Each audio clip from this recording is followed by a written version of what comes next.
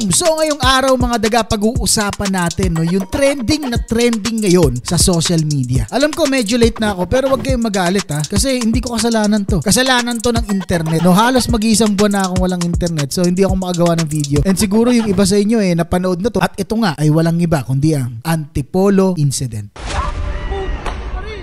Balak kong himay-himayin kung ano nga ba yung nangyari. Kasi maganda yung sinend sa akin Meron ditong simula bago magdulo. Simula muna yung kung ano yung nangyari and bago mangyari yung mga nangyari. Dahil naiintriga din talaga kasi ako. At marami talaga nagsasabi na mali si ganito, mali si ganyan. Hindi ko alam kung sino talaga yung mali. Kaya ngayong araw, i-analyze natin. And kaya ako gagawin to kasi gusto ko rin malaman yung mga kuro-kuro nyo o yung mga gusto nyong sabihin, yung mga komento nyo. So wag na natin patagalin pa. Simulan na natin to and let's go.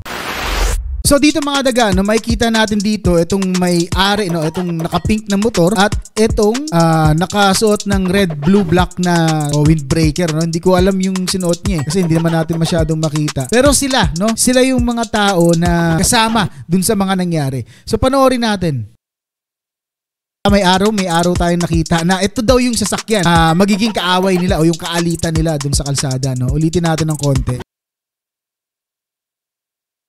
Kung makikita natin mga daga, doon pa lang sa paglabas nung sasakyan na yun, medyo mabilis na So makikita natin dito, para siya nagmamadali yung sasakyan. Hindi ko sure wala naman ako sa kalagayan niya, so hindi ko talaga masasabi kung bakit. Pero may tatlong dahilan yan Laging may tatlong dahilan mga daga kung bakit nagmamadali yung mga tao, Una, nagmamadali yung mga tao dahil siguro masama yung pakiramdam nila. Pagka may nararamdaman kang kakaiba sa tiyan mo at kailangan mo nang pumunta ng CR, di ba? Yun yung una, yung posibilidad na pwede kang magmadali. Pangalawa, merong emergency or merong kang hinahabol, merong kang something na kailangan gawin, kailangan asikasuhin or kailangan abutan, puntahan, like merong na ospital or merong hinahabol kang oras, di ba? Naintindihan nyo na yung sinasabi ko mga daga. And yung pangatlo, pwedeng may kaaway. Sasabihin nyo sa akin, Mouse, paano may kaaway? Yung parang, alam nyo yung parang nag-away kayo. Kunwari, ikaw, girlfriend mo, asawa mo, magkaaway kayo, ikaw yung nagda-drive.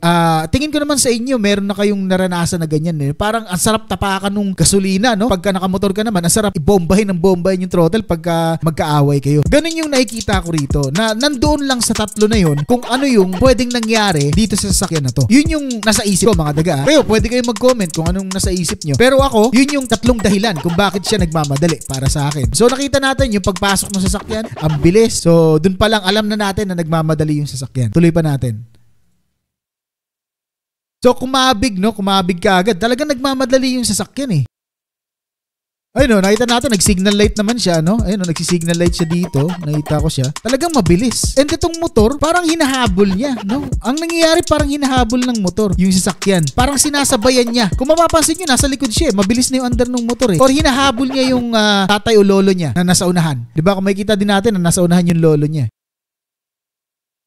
Ayun kumabig. Napansin nyo, di ba? Kumabig yung sasakyan. Ang tanong, Mouse, bakit siya kumabig? Dito pa lang sa video, makikita natin kung bakit siya kumabig Kasi, merong, e-bike E-bike ba yun, motor? Sa gilid, kaya siya kumabig. Kasi nga, nagmamadali siya. So, kinain niya kagad yung kabilang daanan. Pero nag-signal light ba siya? Nag-signal light siya, pero ito, kaliwa yung signal light niya. Hindi siya nag-signal light pa kanan bago siya pa kaliwa. Pero, kaya siya umiwas kasi nga, merong e-bike. Ayun yung iniwasan niya, Kasi nagmamadali siya, iniwasan niya yung e-bike. So, tingnan pa natin. Naka-signal light naman siya. Dire-diretso pa rin. Okay, inuunahan nitong nakamotor. Lumayo siya.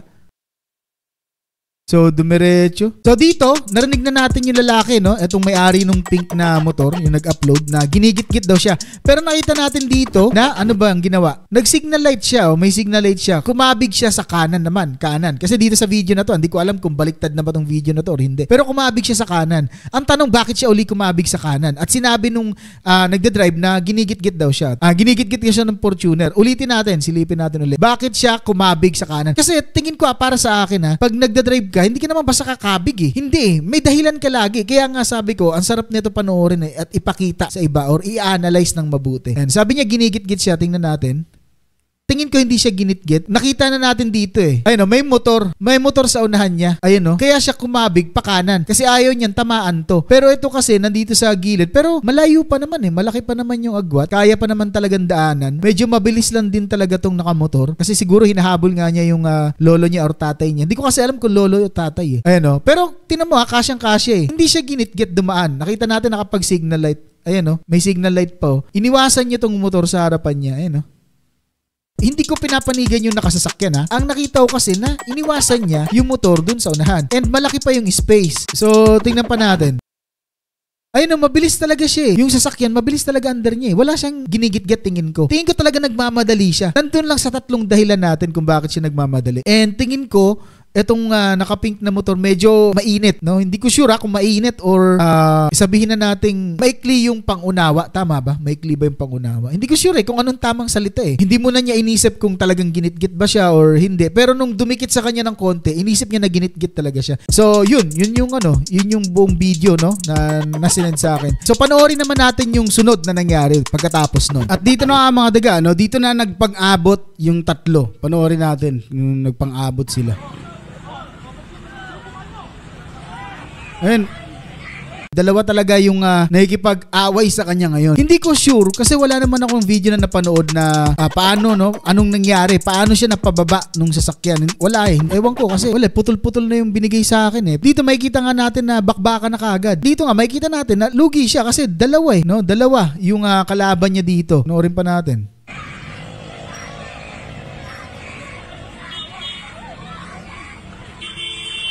Grabe, no? Bakbakan sa Antipolo talaga, no?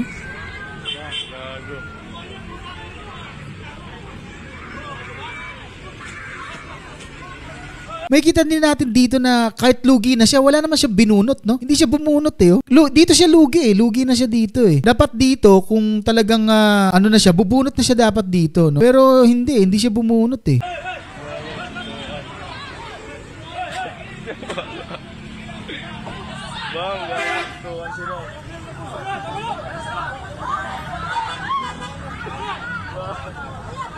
Wala na, corner na siya, no? At nakita din naman natin na pagkatapos nun, huminto na yung away So, wala na. Paano na-provoke uli? O paano nangyari uli yung mga bagay na yun? And ito yung last na video na sinend sa akin. So, panoorin natin kung, hindi ko alam kung magkarugtong ba to or hindi. O tapos na ba to? O dire-diretsong away to? Hindi ko sure Basta ito yung sunod na binigay sa akin. Okay. So, ito pala yung sunod na nangyari, no? Kaya pala nagkaroon ng away ulit. Dahil naman ngayon sa nakaputi, no? Dito kay kuya na may-ari nung sasakyan. Kasi kung makikita natin dito, mga daga, sumuntok siya ulit, no? Kumbaga, bumawi siya, no? Gusto niya makabawi, no? Kita natin, no? Sinuntok niya yung naka-helmet. Siya naman ang nagsimula dito sa panahong to. May baril, dog.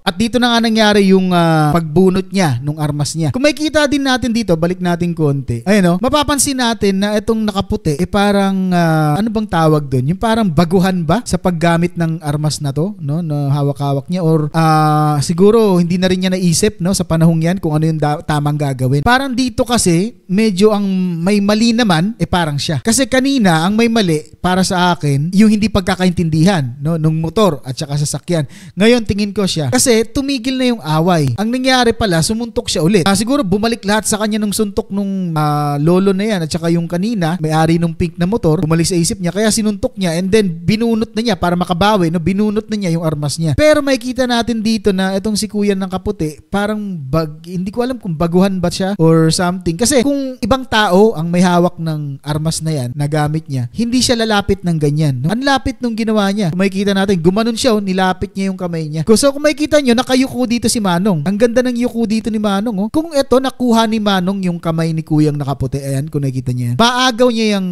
yung piw-piw niya, no? Maagaw niya yan. Kung nahawakan niya yan dito banda or dito sa may siko. Ang ganda ng posisyon niya Ang kaso lang, may doon, medyo delikado din yun. Kasi pag nahawakan niya at hindi niya na-disarmahan, baka kasi magpiw-piw lang kung saan-saan, no? So maraming madadamay dyan. Kasi dito, medyo mali talaga yung ginawa ng nakaputi dito. Nilapit pa niya Kasi kung gusto mong tudasin yan o gusto mong gumawa talaga talaga ng hindi na babangon yan, lalayo ka lang ng konti dyan. Hindi mo kailangan lapitan yan, no? Lalayo ka lang ng konti, sabay piu-piu, ganun. Pero dito kasi hindi natin alam, no? Medyo siguro na ano na siya ng emosyon niya. Nilapitan na niya talaga para lang ipiu-piu yung ano na yan, hawak-hawak niya. Pero ang ganda ng posisyon sana dito ni Kuya, no? Kung naiangat niya yung kamay na yan kasi nahawakan niya na mahigpit, sigurado tanggal yung hawak-hawak niya. So dito makikita natin na medyo mali itong nakaputi. Hindi ko alam kung mapapasok to sa kung papasok to sa self-defense. Siguro po pwede, pero hindi ko sure eh. Hindi ko kasi alam kung anong batas, kung ano ba talaga nasa loob ng batas na yan eh. Pero kung papasok yan sa self-defense, pwede, no? Pwede talaga. Panoorin pa natin. No? Kung makikita nyo, no? Ginanon pa niya, no? Ginanon pa niya ulit kasi nga hindi niya tinamaan nung una eh. So ibig sabihin, may tinamaan na dun sa likod nun. Kasi maraming tao nasa likod kung makikita nyo no? May tinamaan na dun. Hindi ko lang alam kung sinong mga tinamaan dyan. Pero may tinamaan na dyan sigurado. Makikita nyo rin, gumaganon si no? Yung kuyang nakaputi. Halos dalawa, no? Doon kay kuyang naka-helmet. Dalawa yung nasalo niya doon. Hindi ko sure kung saan tumama yun. Pwedeng tumama yun dito sa dibdib niya. Yung bala, bababa yun. So, pwedeng madami na natamaan doon. Or dito sa tiyan. Kasi 2 beses nga tinamaan. Kasi dito nga makikita natin si kuyang nakaputi na may hinahabol pa siya. Ayan, no? Inubos niya. Sino yung ano na niya? So, ang dami niyang bala na nasayang. So, yun. Pero marami nang tinamaan doon, sigurado yun. Hindi ko lang alam kung sino mga tinamaan doon, pero maraming tatamaan doon sa ginawa niya na yun. Gago, nakatay niya. Ala! Ayun. Gago, natamaan niya yung anak niya. Hindi ko sure kung anak niya, no? Ay, ayun, may babae. Ayun nga, may tinamaan. Etong babae, di ba, nakatayo yan dito kanina sa likod nung unang nakaiwas si Kuya. No, yung nasalag ni Kuya hindi naman niya nasalag. Kumbaga, yumuko siya. Eto nga yun, yung tinamaan yung babae. Kung babalik natin yan, makikita natin yan kanina doon sa una. Ayan, eto siya, di ba? Dito nagkakomusyon, no? Nandiyan siya sa likod. So, may pag-asa talagang tamaan siya doon. May baril, gag. Ayun eto siya, pumutok siya, eto si ate. So, diretso sa kanya. Malamang sa malamang. Sa kanya yung unang bala dun. Minsan kasi talaga pag may hawak kang ganyan na armas, hindi ko naman sinasabing lahat, no? Kasi yung iba, marunong talaga eh. Alam nila kung kailan ilalabas, alam nila kung kailan hindi. So, katulad niyan, napuno na kasi siya dyan. Yun din ang ko dito, naiisip ko. Kasi ikaw ba naman pagtulungan ka ng dalawa eh, nang hindi mo alam kung bakit. Yun yung tingin ko hindi niya alam kung bakit siya pinagtulungan eh. Hindi niya alam yun. Kasi kung makikita nga natin dun sa unang video, nung hinabol siya ng motor, wala naman siyang doon, walang problema doon, tingin ko walang problema doon. So kung magbibigay ako ng kung kanino ako papanig, no, parang ganon. Sa unang video, papanig ako sa nakasasakyan. Kasi tingin ko wala siyang inagrabyado doon. Talagang nagmamadali lang siya. And eto kasi yung yung nakamotor, medyo nagkaroon lang hindi pagkakaunawaan. Pinakita ko naman sa video na meron siya mga iniiwasan. At tingin ko iniiwasan lang talaga niya. Yung nakamotor talaga sa una. And then sa pangalawa, dito, sa insidenteng to, siya naman ang may kasalanan, yung nakaputi, no? Kasi binunot na niya. So dapat sana inano na lang niya,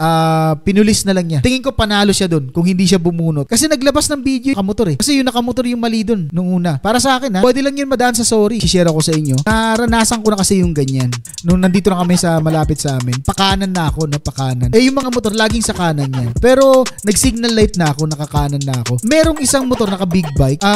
Wala siya eh. Pagtingin ko sa mirror, wala na kasi kakanan na nga ako, wala na. Nagulat ako, may sumulpot na motor. So ang nangyari, pinauna ko. Pero nakaganon na ako kasi pakanan na nga ako eh. Bigla siyang sumulpot, no? Pero pinauna ko na lang, parang wala lang sa akin. Naintindihan ko naman eh. Sabi ko, ginanong ko lang. Nagulat ako, huminto sa harap ko yung nakamotor. Huminto sa harap ko. Pag hinto niya, tinaas niya yung helmet niya kasi gumaganon siya sa akin. Gumaganon siya. Sabi ko, paisip-isip ako, ha? Gumaganon ako, ha? Hindi ko alam kung anong dahilan eh. Kasi pinalusot ko siya, pinadaan ko siya. Kasi sabi niya sa akin, hanggang sa napatingin siya sa signal light, no? Kasi umalis. Siguro naisip niya, mali ko pala yun. No, siguro ganon. Hindi ko alam eh. Kasi napatingin siya sa signal light eh. Kasi yung ibang nakamotor, wala na eh. Nasa likod na eh, ng sasakyan eh. Kasi nga, liliko na ako eh. Alam na nila, naliliko ako, hindi na sila pumasok eh. Yung naka-big bike lang, nagulat ako, biglang nandoon na, no? Gumanon pa yung ulo, galit na galit, parang galit na galit siya. So yun yung nakikita ko na parang laging may mali, no, sa ibang mga nakamotor. Hindi ko yun lalahat, ha? Yung iba lang na nakamotor, laging ganun, laging nagagalit, hindi na lang magkaunawaan. Hindi na lang